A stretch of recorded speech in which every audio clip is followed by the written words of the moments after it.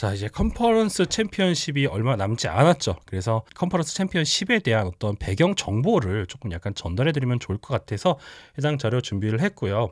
오늘 방송은 좀 약간 슈퍼볼이 뭔지 들어봤는데 어떤 경기인지 잘 모르겠다 하시는 분들, 또는 NFL 리그 구조가 어떻게 되어 있고 이게 어떤 역사를 갖고 있는지 모르겠다 하시는 분들, 그리고 컨퍼런스 챔피언십과 슈퍼볼이라는 그런 경기가 어떻게 나왔는지 이게 궁금하다 하시는 분들을 위해서 준비를 했다라고 보시면 좋을 것 같습니다.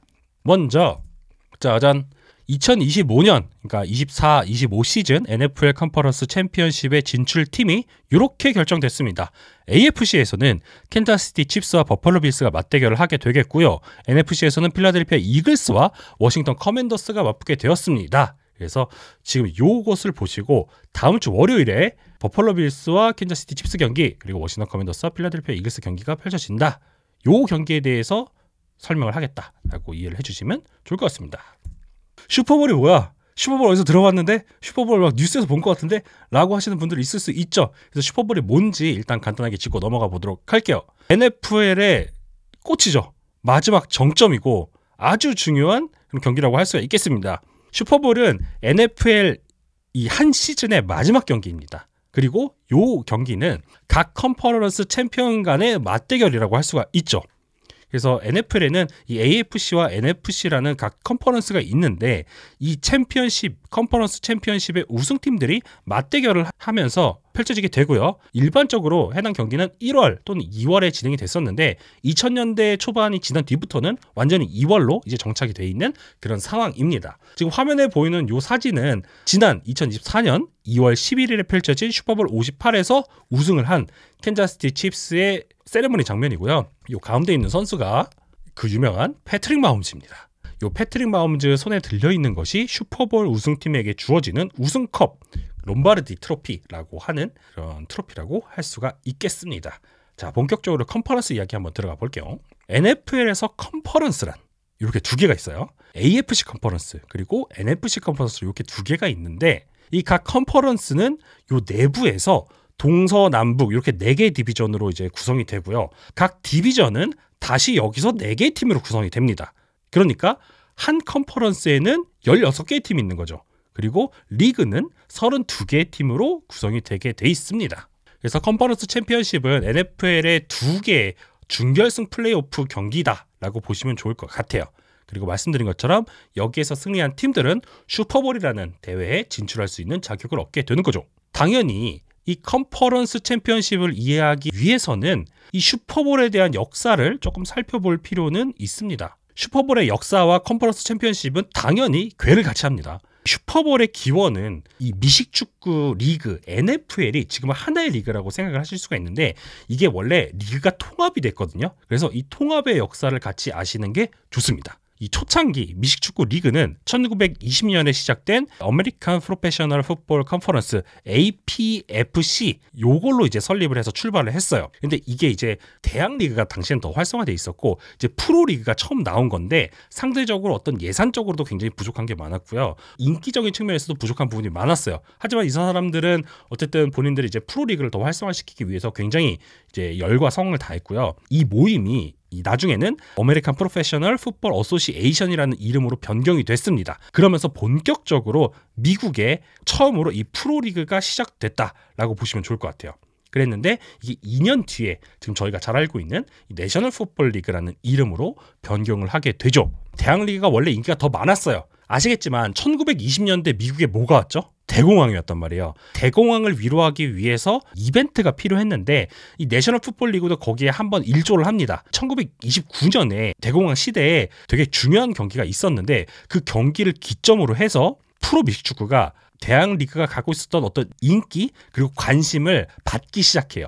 그런데 여기서 문제가 있었는데 당시의 NFL 같은 경우에는 우승팀을 선정하는 방식이 조금 달랐어요. 지금은 말씀드린 것처럼 슈퍼볼에서 이게 단판 승부해서 이긴 팀이 승리하고 이렇잖아요. 챔피언스 리그, 축구에서도 그렇고 어떤 롤드컵 이런 데서도 토너먼트를 거치고 올라온 팀들, 가장 잘하는 팀들 둘이서 이렇게 붙어서 결승팀을 이렇게 가리잖아요. 근데 당시의 NFL 같은 경우에는 리그 성적만 봐요. 그리고 리그 성적을 보면서 승률이 같은 팀, 없으면 승률이 가장 높은 팀이 우승을 하게 되는 그런 구조였습니다. 그런데 여기에 굉장히 특이한 규칙이 있었는데 만약에 승률이 똑같을 수가 있잖아요. 그렇게 되면 두 팀이 한 시즌 동안 이제 2번 맞대결을 했다라고 상정을 했을 때 첫 번째 경기가 아닌 두 번째 경기에 승리한 팀이 우승팀이 되는 그런 굉장히 좀 논란이 많이 될 만한 그런 규칙을 갖고 있었어요. 그러다 보니까 이제 1932년에 이제 본격적으로 문제가 됩니다. 당시에 시카고 베어스 그리고 스파르탄즈가 동률이었거든요. 그랬는데 우승팀을 이 승률로 가리는 게 맞냐라는 그런 문제 제기가 있어서 리그에서는 이 챔피언 결정 방식을 바꿔보자라는 그런 제안이 들어오고 공식적으로 규칙을 바꾸게 됩니다. 플레이오프 경기, 그러니까 정규 시즌이 끝나고 나서 치러지는 그런 경기가 필요하다고 판단을 했고 결국에는 시카고 베어스와 포츠머트 스파르탄즈의 첫 번째 챔피언십 경기가 진행이 됩니다. 물론 당시에는 어떤 슈퍼볼이라는 이름이 있었던 건 아니에요. 지금 화면에 보이는 사진이 해당 경기의 사진이고요. 해당 경기는 시카고 베어스가 이겼고요. 시카고 베어스가 그 전에도 리그 우승 경력은 있었지만 챔피언십을 통한 우승은 이번이 처음이다. 자, 이후에 1933년까지 이제 올라갈게요. NFL은 내부에서 디비전을 처음으로 나누기 시작해요. 2개의 디비전으로 나눴고요. 디비전 챔피언 간의 매치가 마지막 이제 챔피언 결정전이다. 그러니까 예전과는 방식이 달라진 거죠, 또. 그래서 그런 식으로 이제 자리를 완전히 잡게 됩니다. 그러면서 NFL이 점점 잘 나가기 시작해요. 대공황 이후에 처음으로 이제 대학 리그를 이제 추월한 인기를 얻고 그리고 전국적으로 이 경기가 되게 재밌다라는 소문도 많이 퍼지고 이러면서 인기가 굉장히 많이 나가기 시작하는데 미국 전역을 커버하고 있는 건 아니었어요. 대부분의 팀들은 미국 동부, 그러니까 뉴욕 쪽 이쪽에 많이 있었고 그리고 중서부 그리고 서쪽에서는 이제 딱 캘리포니아 지역 그쪽에만 미식축구 팀이 있었어요. 이 땅덩이가 워낙 광대하고 전역에 이제 퍼져 있는 팀들 간의 어떤 정상적인 경기 일정을 소화하기에는 뭐 지금과 비교했을 때는 교통 그리고 이것을 기반한 인프라 그리고 어떤 경영적 한계 이게 굉장히 많았기 때문에 NFL이라는 리그 하나가 정상적으로 운영됐지만 어떤 더 확장하고 이런 데는 좀 문제가 많았거든요. 그래서 NFL의 이런 모델을 보다 보니까 이제 여러 어떤 사업가들이라거나 아니면 이제 체육계 쪽에서 프로 리그들을 이제 출범시키기 시작했어요. 그런데 안타깝게도 굉장히 많은 리그들이 아주 처절한 그런 실패를 맛보게 됩니다. 물론 여기서 마냥 실패만 있었던 것은 아닌 것이 AFL이라는 이름으로 굉장히 여러 차례 이제 리그가 등장을 했거든요. 최종적인 AFL 전까지 3개가 있었는데 그때까지 있었던 AFL 중에 하나에서 지금 우리가 알고 있는 LA 램스가 나왔고요. 그다음에 올 아메리카 풋볼 컨퍼런스에서 샌프란시스코 49ers가 나왔습니다. 그러면서 리그에서 나온 팀들이 NFL에 이제 통합이 되면서 NFL이 굉장히 크게 확장이 될 수가 있었죠. 그러다가 1960년으로 옵니다. 이때 지금 현재 AFC의 전신이라고 할 수 있는 AFL이 출범하게 됩니다. 가운데에 있는 것이 요게 AFL 리그 로고고요. 현재 여러분들이 보시는 캔자스시티 칩스의 유니폼의 왼쪽 가슴 위에 있는 요 로고가 요 AFL 로고입니다. 같은 거예요. 그리고 여기 이제 LH라고 써 있는데 요 내용은 제가 뒤에 장표에서 조금 더 자세하게 설명드리도록 할게요. 자, 이 AFL 같은 경우에는 1960년에 출범했다고 말씀드렸죠. 이것은 기업가들이 만든 그런 리그인데요. 맨 처음에는 8개 팀으로 출발을 했고 1970년까지 10개 팀으로 확대가 되게 됩니다. 그래서 이 기업가들이 만든 AFL 같은 경우에는 NFL보다 훨씬 더 자유로운 스타일의 풋볼을 선보이게 되면서 대한리그로 떠오르게 돼요. 그 정도로 굉장히 팬들의 이제 관심도 많아지고 성장 가능성까지 굉장히 높게 점쳐지는 그런 상황으로 연결이 됐는데요. 그러면서 NFL가 본격적으로 경쟁을 하기 시작합니다. 어떤 식으로 경쟁을 하느냐? TV 중계권, 그리고 드래프트에 지명되는 루키 선수들, 요 선수와 중계권을 가지고 굉장히 치열한 경쟁을 하게 돼요. 근데 사실 기존에 있었던 NFL이라거나 새로 등장하게 된 AFL 같은 경우에는 서로 이제 경쟁을 하다 보면은 리그의 퀄리티가 떨어질 수도 있는 상황으로 연결이 될 수 있잖아요. 그래서 NFL을 이끄는 수장과 AFL을 이끄는 수장이 같은 테이블에 앉습니다. 이 화면에 보이는 요 사람들이 바로 NFL을 이제 출범시킨 그런 사람들이라고 보시면 될 것 같은데 1966년 6월 NFL의 커미셔너였던 피트 로젤 그리고 AFL을 만드는데 굉장히 큰 공을 세운 사람이자 당시 캔자스시티 칩스의 구단주였던 라마 헌트가 1970년에 그러니까 합의는 1966년에 했어요. 근데 리그 합병은 1970년에 하자라는 그런 합병에 대한 합의안을 같이 서명을 했습니다.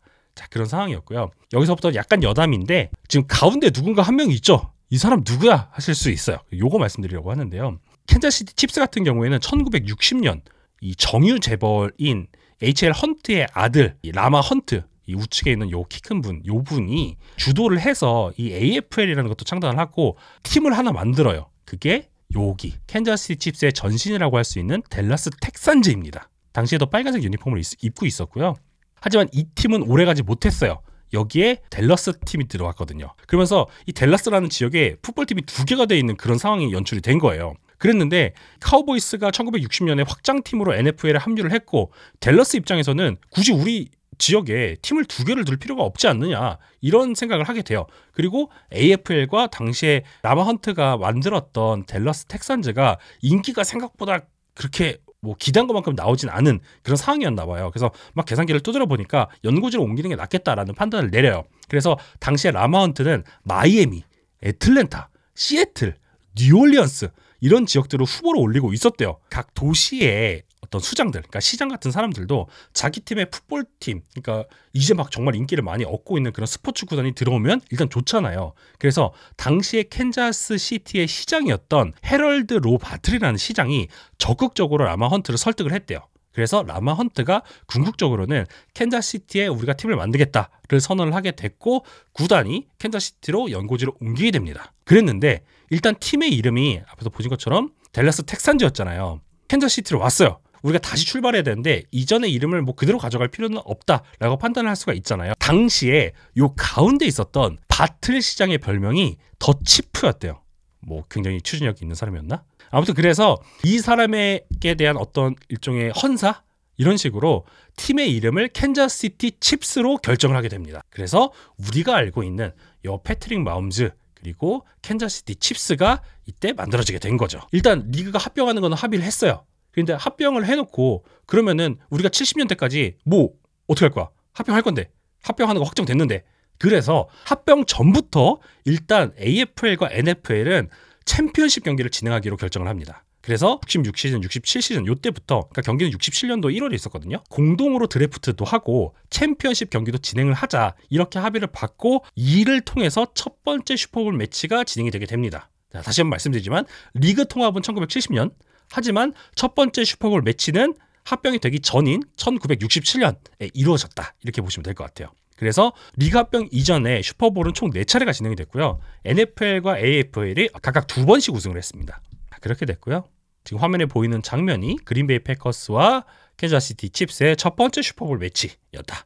이렇게 보시면 좋을 것 같습니다. 그래서 이후에 이 통합 리그가 출범된 다음에 기존에 있던 두 리그 AFL과 NFL은 각각 지금 우리가 알고 있는 NFC와 AFC로 각각 컨퍼런스로 쓰겠다라고 재편이 되게 됩니다. 그러면서 합병 이전에 있었던 NFL 팀들은 대부분 NFC로 가요. 그래서 우리가 알고 있는 시카고 베어스, 카디널스, 램스, 샌프란시스코 49ers 이런 팀들이 전부 지금 현재 NFC에 있는 거고요. 이 중에 세 팀이 AFL로 옮기거든요. 어떤 지역적인 조건 이런 것도 따져봤을 때 그쪽에서 좀 치르는 게 유리하겠다라고 판단을 해서 클리블랜드 브라운스, 뭐 지금 이름은 좀 어색하겠지만 볼티모어 콜츠, 당시 콜츠, 야반도주 하기 전에 콜츠, 그다음에 피츠버그 스틸러스 이렇게 세 팀이 AFC로 넘어가면서 AFC를 구성하게 됩니다.